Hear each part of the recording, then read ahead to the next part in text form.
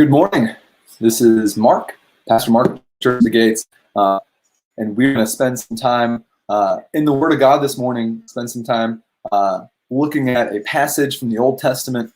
We've spent most of our time in the last few meetings together in the morning just looking at the book of Psalms and kind of diving in there. We're going to continue to do that on Friday as well, but I wanted to just share with you some things on my heart from this past week. And I think it's important for us as Christians to begin moving outward in a certain direction, and really just kind of reorienting our hearts, not just to hope, but also reorienting our hearts to opportunity in this moment. And so I want to just share a passage from the book of Esther.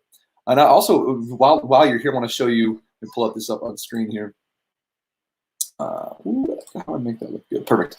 I want to show you one of my favorite resources when I'm doing Bible study. It's Insight for Living, or if you go to insight.org, Chuck Swindoll, he's got, and you can see this particular, he's got the whole book of Esther kind of outlined in a chart, and so you can get a good sense of what the book of Esther is about. And we're gonna talk about one verse in the book of Esther that I think is really helpful for us in the moment. And so if you're looking at the book of Esther, you see, okay, well, chapters 1, 2, 3, 4, 5, 6, 7, 8, 9, 10, kind of like what it looks like, and what the themes are, what the circumstances are, what the dates are. And so if you ever want to get like a good overview of a book, I love, and you don't want to watch a video from like the Bible Project, which is great. I love Insight for Living. I just type in Insight for Living and it'll pull it up in the book. And so Esther's great. And what's cool about it is, one, Chuck Swindoll is a great teacher, a really trustworthy resource, real down to earth, great, really resource for you to get into if you're doing Bible study. And so you get to see who wrote the book, and you'll see that we don't really know who it is. They think it might have been one of the characters, Mordecai, but you don't really know for sure where are we. So you're getting a context for the book, and we know like Esther was written 483 to 473 BC, kind of in this range, and it was in the middle of the first return. So Israel had been in captivity, and so part of the Jews had returned, and so now we kind of got to know where we're at in context. But we know that there were some Jews who returned back to struggle to build the temple, and there were some Jews who stayed in Babylon. And so this is kind of Esther is kind of this story about how some Jews stayed in Babylon and what that was like for them in that moment. And then it continues on. Why is Esther so important? And it goes on to mention, just kind of three real quick paragraphs on why Esther was important and what it tells us. Esther's one of the only books, the only book in the Bible not to mention the name of God.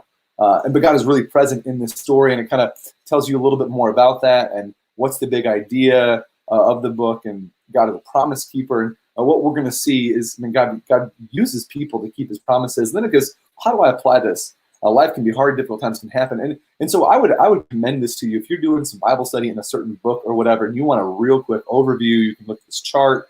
If you want to get like who wrote the book, where are we, why is it important, Chuck Swindoll's Insight for Living, kind of one page summaries are perfect, and a lot of really great content there to help you kind of understand. So what I want to do is, we're in the book of Esther today. We're going to look at one verse, and again, Esther is this book of about a queen named Esther, who's a Jew, who was chosen to be queen by King Artaxerxes, and he was the king there in Babylon, and so the main conflict is there's some people who wanted to kill the Jews.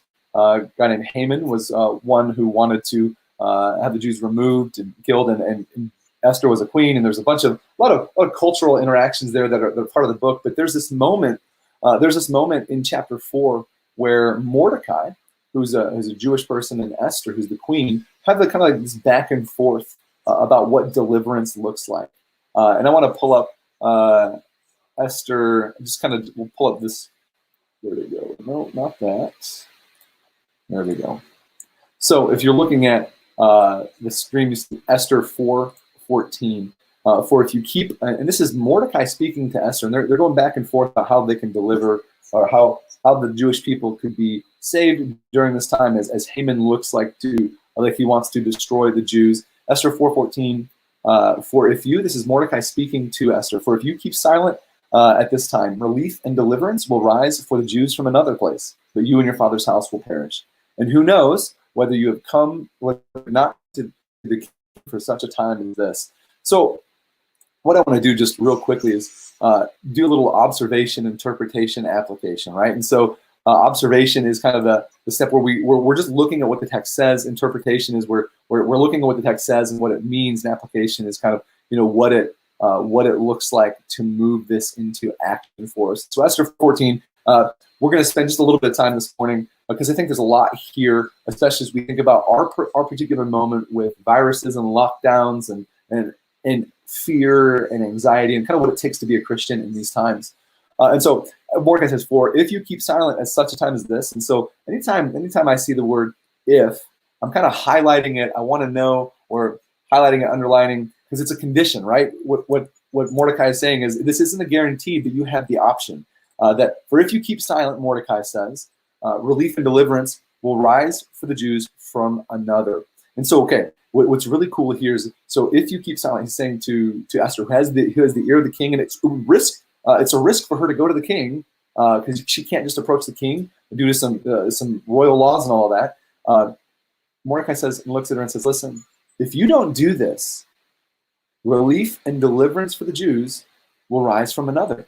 So this is part of the promise of God, right? And so we see God being a promise keeper.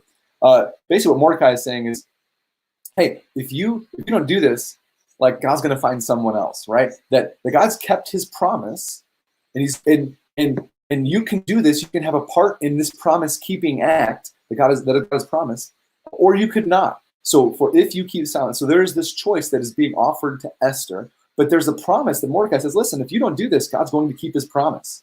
Relief and deliverance will rise for the Jews from another place.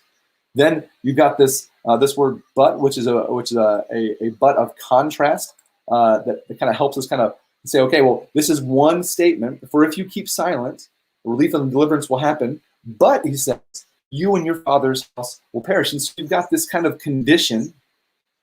You've got this condition here that if they don't obey, if she doesn't take this opportunity, God's going to have relief and deliverance for the Jews one way or the other. He's keeping His promise to the Jewish people. There's nothing you can do about that. But if you don't take this opportunity, you and your house won't be part of that. You and your father's house won't be delivered, won't rise and be saved from this. But you and your house will perish, Mordecai says. And so, like, we're just observing this, right? If we're just saying, okay, what's happening? Mordecai is really giving, is really kind of showing Esther there's two choices here. You can take your position as the queen, and you can try to help and leverage your influence to bring deliverance for the Jews. Or if you don't, like God's plan is not thwarted by your disobedience. It's not thwarted by you walking away. But there will be consequences that you and your house, he says, won't perish. Like will perish. They won't be part of this deliverance. And then he says this, and who knows? And this is kind of where we're going to sit just for a few minutes. And who knows whether you have not come to this kingdom for such a time as this. And so what he's saying is, okay, listen, you're in this position of queenship. You have a ton of authority, a ton of influence. And then he asks this question, and who knows whether you have not come to the kingdom for such a time as this. There's two big this is God's plan. We'll just say sovereignty, right? Of sovereignty. Two real big elements here that Mordecai is putting in front of us and putting in front of Esther. The first is, like, God won't be thwarted, right? His plans can't be thwarted. And everybody's saying, listen, relief is going to come one way or the other. That's verse 14a. That's this part right here. That relief and deliverance will rise from Jews from another place. Like, that's happening whether you do this or not. And that's because of God is strong and His promises are sure. And two, he says, God also has put you in a place strategically, right? And that's 14b. We'll just say that for lack of better division, right? And it's 14b. He's basically saying, listen, God's plan's not going to be thwarted. And if they're not going to be thwarted, we have to ask ourselves the question, am I put here for a particular time and a particular reason? And really the implication of that for Esther is, yeah, you're not the queen by accident, girl. Like, you're not the queen. You don't have the ear of the king just by accident. And so Mordecai's saying, is it possible? Is it possible, Esther, that you've been put in this position for such a time as this to provide the deliverance that is promised by God. What's up, buddy? Yeah. You want to say hi? I'm working with Nico. Hold on. There you go.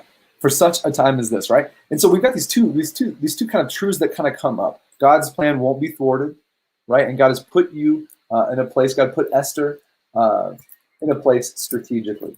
All right. So we've kind of observed. We've seen kind of what Mordecai is saying to Esther. These two, and really kind of what he's really putting before her is a challenge to believe in God's sovereignty and in God's strategic plan. And so we're thinking about application this morning. We're thinking about like what this means for us today in this moment. One, I think we've got to remember that God's plan cannot be thwarted. That as we're thinking about like the gospel going out, as we're thinking about lockdowns and quarantines, and that everything's kind of closing down.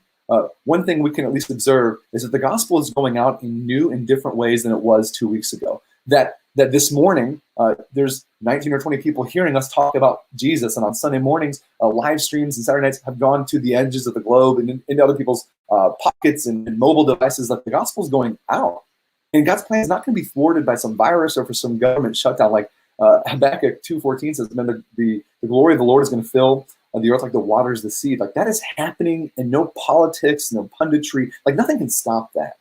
And so as we think about our moment, like, okay, God's plan can't be thwarted.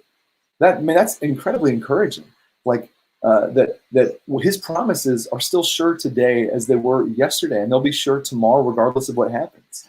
And then you've got this other part here that I think is really important.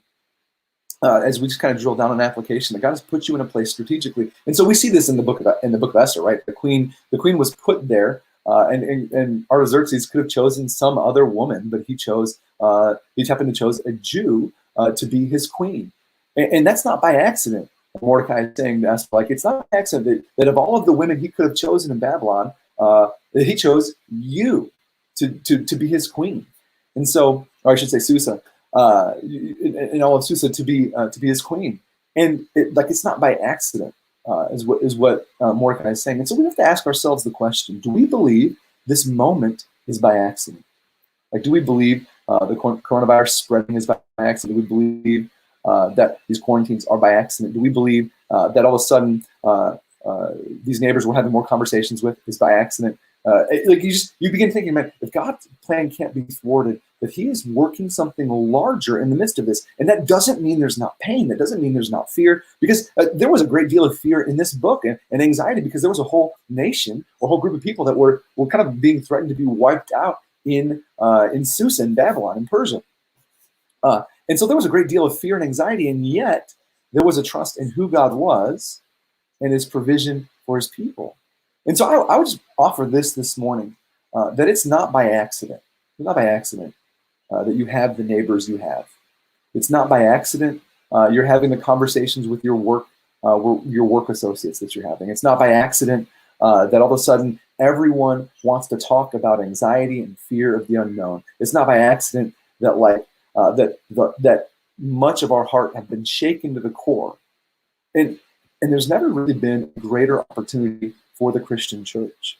If you want to talk about like the history of the Christian church, through the plague, through early Rome, like the Christians were known in the early Roman empires. They grew as the people who would take in any sick, any better. Really, the idea of hospitals came from Christians in early Rome. That if there was a plague, if there was a sickness, if there was a war, that it was the Christians who were on the front lines, giving of their lives and really leaning into like the plague in Europe in the medieval ages. The church was a huge piece of what it looked like to find relief from that. That many Christians lost their lives in this opportunity, saying, and God has put us here strategically for a witness.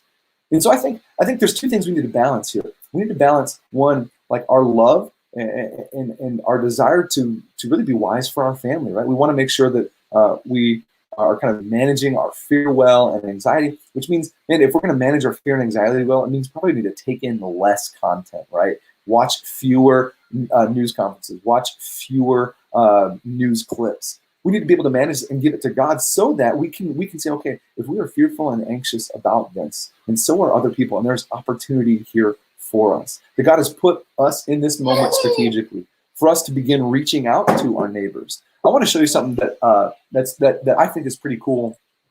We've got a prayer walk planned tonight, Wednesday at 6, and we're going to do this every Wednesday for the foreseeable future. We're just going to say, let's get out as a church and walk the neighborhood. Let's get out as a church and pray for your neighbors. Let's get out as a church and pray for us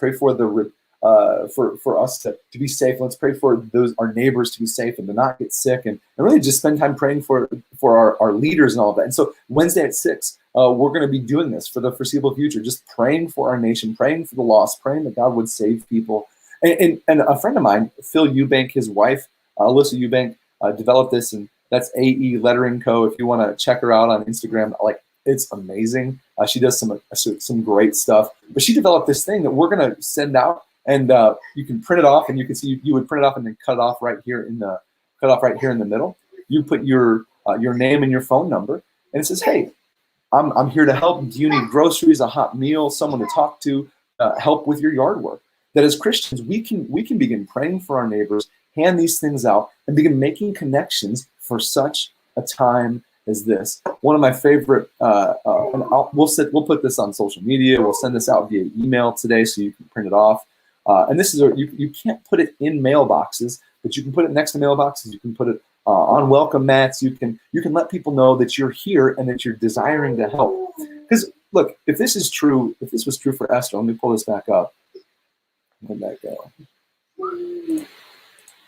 Yeah, right here. If this was true for Esther, that for such a time as this, we have to ask ourselves. We have to look at our lives. And we say, what has God given us to do for such a time as this? And look, I understand there's fear and anxiety. For Christians, we need to be about moving out. We have to love our families well and protect them, and we have to move out in the gospel, because there are so many opportunities that God has given us for such a time as this. You think about like how anxious and how worried and fearful that we are as Christians. Imagine doing that with no hope at all. That's your neighbor. That's the people who just lost their job. God has made the church. He has made our church. He has made the church for such a time as this. Listen, I can't think of a better way to encourage us midweek than to say, listen, go and go on a prayer walk this afternoon. Pray for your neighbors. Pray for your coworkers. Grab this. Let me put it back up here. Grab this thing from our Facebook, our YouTube. I don't know where, from an email. We're gonna put this up for you to download and to print off. Like, this is such an easy way for you to get it out there that you love people. And notice it doesn't say I'm a Christian. It doesn't say love your neighbor. It just says, hey, I'm here to love you. I'm here to encourage you for such a time as this. Listen, I want to spend just a moment. I want to close this in prayer and really just pray for encouragement and courage and opportunity. So if you're just watching with me, will you just bow for a second and we will pray together. God, thank you for the story of Esther. God, that it is you who keeps your promises, that what you say you will do. And God, we pray that we would be diligent for such a time as this, that we would look at the opportunities we've got, that we would look around us, our neighbors, God, that we would look at our coworkers and those who've just lost their job, and that we would desire to speak hope. We would desire to be generous, God, that we would not only love our families well, but begin to move out and show the love of Jesus Christ to those who are near to us but far from God, near to us but far from hope, near to us but far from Jesus. God, would you give us opportunities even today to share the gospel, to share hope, and to share our lives with those around us for such a time as this. In your name we pray. Amen. Well, look, that's it for Wednesday. I will see you again tomorrow at noon. And next week, we're going to have some of our staff members joining us. Pastor Jordan Johnston, who is like a social media recluse, is going to join us for one of our prayer times, I think on Tuesday. And if you want to come pray with Pastor Jordan, we'd love you to join us this Tuesday. Thursday tomorrow at about noon, we'll do some more prayer for our nation, for our first responders, for all of that. And so join us noon on Facebook Live and YouTube, and we will see you later.